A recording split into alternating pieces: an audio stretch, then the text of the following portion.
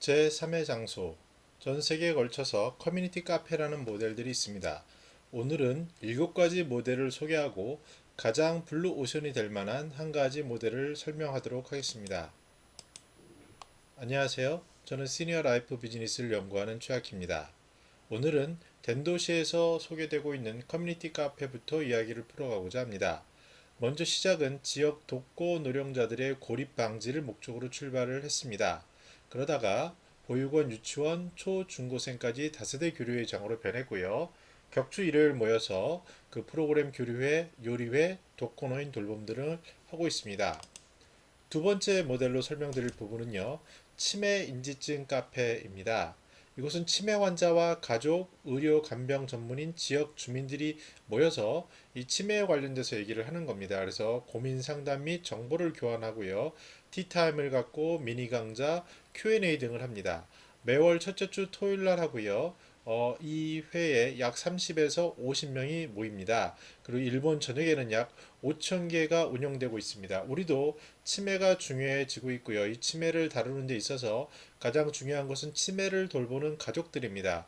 그 분들의 애환과 고통과 그 소통을 할 수 있는 채널을 만들어주고 정보를 얻는 이런 치매 인지증 카페가 활성화될 전망입니다. 세 번째는요, 유니버셜 카페인데요. 이것은 장애인을 집중적으로 합니다. 특히 이제 고령자 그리고 장애인 가족 주민들이 모여서 장애에 대해서 서로 이해하고 소통하는 그런 자리를 만들고 있습니다. 그림에서는요, 저도 활동하고 있는 우리나라의 소셜 벤처 파트너스 서울의 동풀이라는 동등한 플랫폼이라는 모임에서 장애에 대해서 이야기를 나누는 모임입니다. 일본에서도요, 부정기적인 개최를 통해서 연극이나 콘서트, 이런 워크숍 등을 통해서 서로 상생할 수 있는 아이디어를 찾고 있습니다. 자, 그러면 이러한 커뮤니티 카페들의 기원이 뭘까요? 먼저 카페, 커피하우스부터 찾아볼 필요가 있는데요. 그 이 커피하우스는요, 굉장히 시대를 거슬러 올라갑니다. 그 상인들이요, 항구 중심에서 정보와 이야기를 나누는 제3의 장소로서의 기능을 한 것이 커피하우스입니다. 즉 카페죠. 자, 그러면 우리가 잘 알고 있는 미국의 모데너 카페라는 것이 있습니다. 시니어 복합 문화 공간인데요.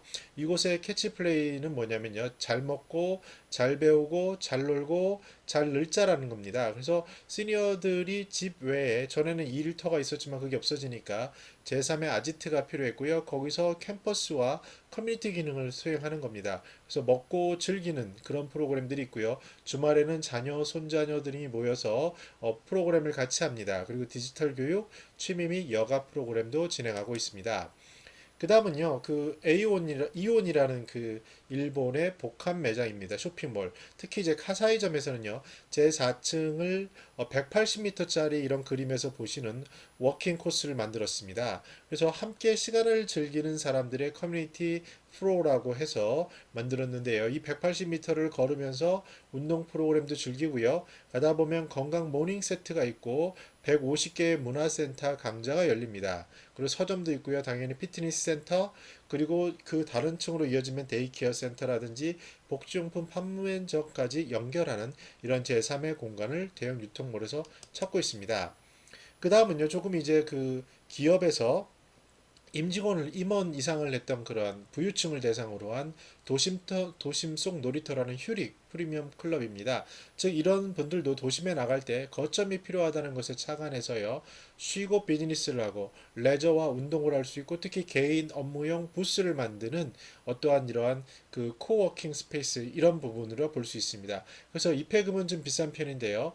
처음에 30만 원을 내고요. 그다음 매달 5만 원의 이용료를 냅니다. 그래서 우리나라에 있는 어떠한 그 사무 공간에 비하면 굉장히 저렴하고 가격이 최적화된 모습이라고 볼 수 있습니다. 여기서 포인트는요. 이러한 전직 임직원 또는 현직 고 시니어 임직원들이 도심의 거점이 필요한데 가급적 가격 합리적인 구조 속에서 이 속에서 단순히 일뿐만 아니라 레저, 휴식, 헬스를 같이 할 수 있는 공간으로 만들고 있다는 것입니다.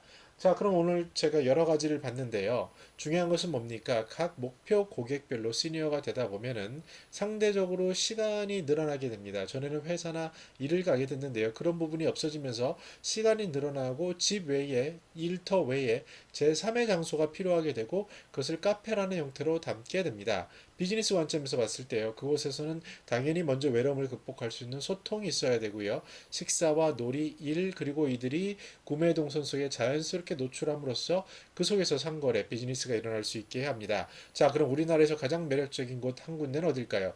그것은 바로 아파트입니다. 그 이유는요. 아파트가 전체 주택 유형의 60%를 차지하고 시니어들의 70%의 시간을 집에서 거주하기 때문입니다. 따라서 최근에 점차 커뮤니티 시설을 갖춘 곳이 많이 있는데요. 이 커뮤니티 시설이 단순히 수영을 하거나 운동을 하거나 그 어르신들이 모이거나 이런 것에 넘어서서요. 같이 식사를 하고 그 속에서 같이 활동을 하고 같이 움직이는 그런 것들을 만들고 있습니다. 따라서 우리나라처럼 아파트가 60%를 차지하는 환경 속에서는요.